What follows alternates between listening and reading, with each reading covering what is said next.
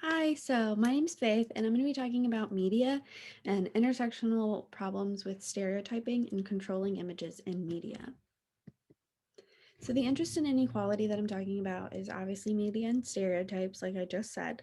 But the questions that I think that this answers are where the indoctrination of heteronormativity begins, where the idea of patriarchy begins, and where the idea of white supremacy and racial attitudes that we are seeing running rampant in our society begin. How are all of these linked? And what is something that brings us as a culture together that we can all experience, um, but that we all perceive differently? And I think that that's multimedia, like television, movies, and books, magazines, and social media, and the stereotypes that are perpetuated through these forms. Excuse me. So we have gender stereotyping and images in children's media. So the four main things that children's media produces is heteronormativity ideas. We can see that with Arthur on the right hand side. Alabama would not air the episode where there was two men marrying each other because it strayed away from the heteronormative behaviors that children's media also always has. But they had no problem airing the Dora live action movie right next to it, where Dora, that we generally think of as a young child, has breasts and is sexualized with short shorts and cleavage. Next, we have unattainable body issues and valuing masculinity. So Barbie is something that we think of as like a glamorized ideal body type, and it's actually impossible to have a body with proportions like Barbie. But children are always looking at Barbie from even before they can understand television shows. And then again, when they have Barbie TV shows and movies and computer games. Bob the Builder himself has also become more masculine with more defined muscles and become a little bit taller and less of a cartoon character, more of a realistic man.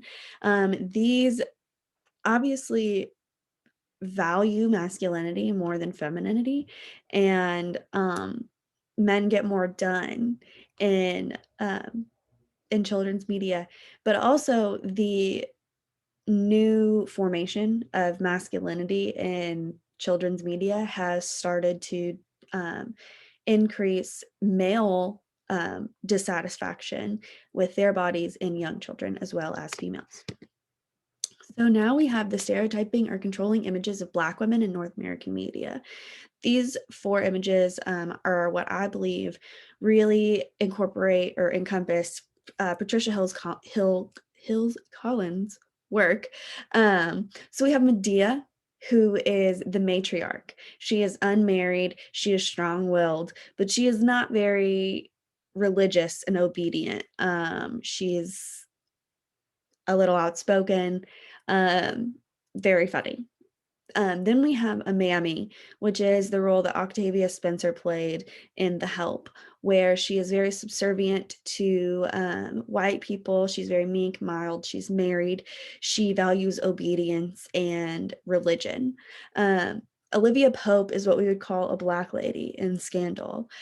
She's not threatening to her white colleagues, and she is very professional and career oriented.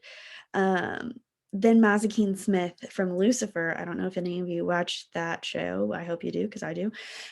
She is a textbook Jezebel because she is bisexual. She's overly sexual in general, hypersexualized as an entity, as well as she's aggressive, she's loud, and she's seen as unlovable.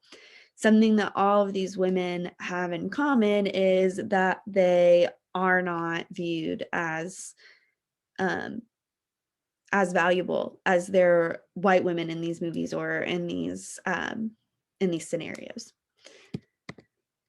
So the academic research on gender in children's media where larger bodies, women, and people of color are negatively portrayed and heteronormativity is glamorized.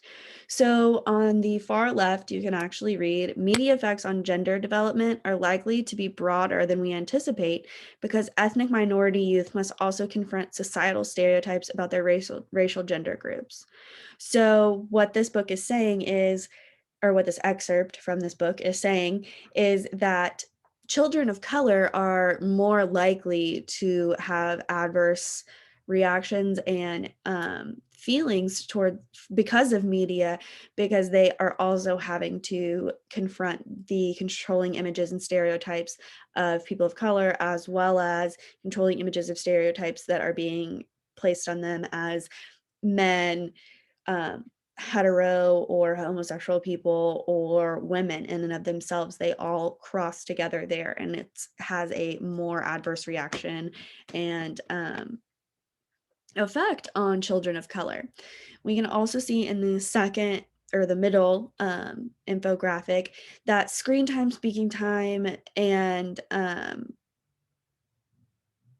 that have male lead characters or not, it you still see men have more speaking time and more screen time than females, whether the main character is a female or not.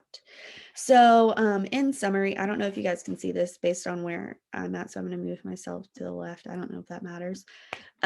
Based on the research on early adolescence, media exposure contributes to gender socialization in four main ways. And something that Prof. Dave has taught me, and I don't know if you guys have all had a chance to have class with Prof. Dave, but he says that if someone can break things down into numerical order, that they've really thought about them. So the four main ways that media has really affected gender socialization in children: they reinforce stereotypes about men and women's roles in society and traditional gender roles. They are activating and laying a groundwork for sexist beliefs about harassment, dating violence, and rape culture. They're constructing ideal conceptions of romance and relationships between people. And they're socializing both girls and boys to be concerned about their appearance from such a young age that it's having a huge impact on their self-worth. So, controlling images, when did we acknowledge them and how far have we come? Patricia Hill Collins came out with the second edition, and I believe it was it's in the mid 2000s. But the terms and the ideas of controlling images themselves came much earlier. The matriarch, the emasculator, and the hot mama, sometimes a sister, pretty baby, auntie, mammy, and girl, called unwed mother, welfare recipient.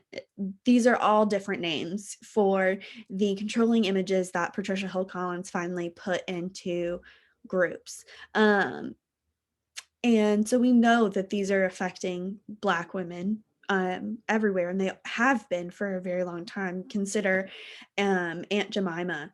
You've heard about the problem with the fact that she was created by someone who was using blackface and essentially was a mammy.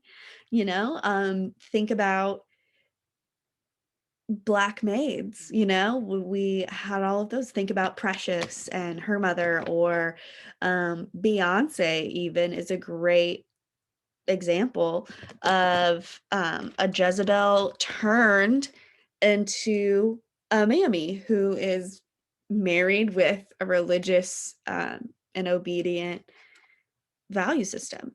So anyway, these intersectional issues arise. We know that it's going to cause more adverse reaction on children of color. So why? This higher access to an entitlement to education, more recognition for white men in STEM fields, and a huge gap in Black and white arrest records. These, I feel, can all be associated with the representation that these groups are receiving in media. We don't see as many women in general in STEM, but we only know really about the women from Hidden Figures. But everybody knows Bill Nye the Science Guy. And he's just like every other white guy in science, but we don't know Katherine Jackson's name. Also, felony arrest rates, they have gone down between Black and white people. The gap is closing, but it isn't closing fast enough.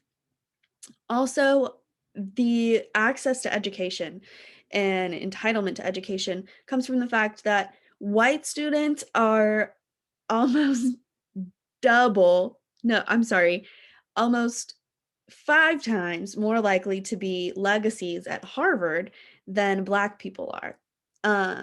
Equality in America can't happen if we don't start adequately representing everyone in children's and media as a whole. Oops. And so lastly, I'm going to move myself over here again.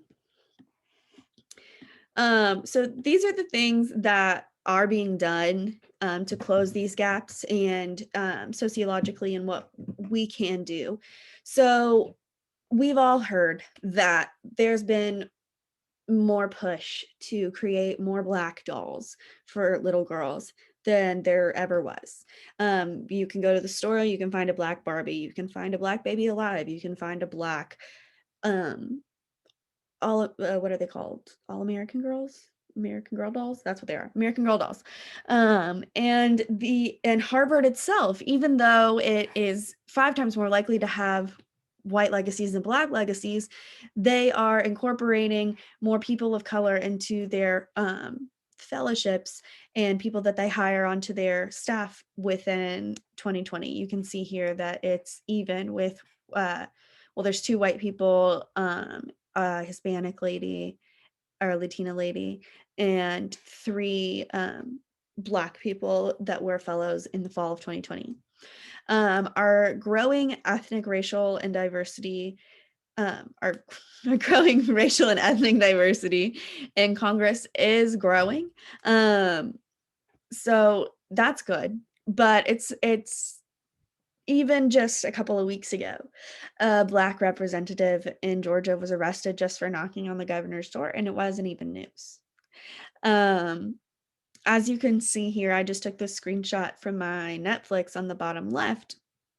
A lot of these shows have Black characters and um, other people of color as supporting roles and main characters, but they aren't showed in the advertisement label. And so anyway, although there's being movement towards the right direction for more access um, to diversity and more representation in media, and that's great. But while we're doing that, we as sociologists also need to hold these companies accountable that they're not just doing it to tokenize people. For instance, this girl right here says when you go to the store and you find 22 Black dolls out of 300. Barbie makes 300 different Barbies. Why are they only making 22 Barbies that are Black? You know, it's not equity, it's tokenism. These Netflix shows that include a lot of Black people and a lot of people of color and a lot of disabled people and homosexual relationships, they're great. I love the representation, but you need to put them at the forefront. There needs to be some sort of um, representation for the forefront. We see for Harvard, they're really trying hard. They're admitting more more percentages of Black applicants than they are white applicants, but that doesn't change history. So we still have to hold these all these different medias accountable. News media, television media, movie media, social media accountable for the stereotypes and controlling images that they're perpetuating and moving forward, because they do have an adverse effect on our society as a whole and ultimately lead to the patriarchy itself, and racial attitudes and racial disparities and growing racial inequalities in America. So yeah, here's my works cited, and I hope you guys enjoyed. Ooh.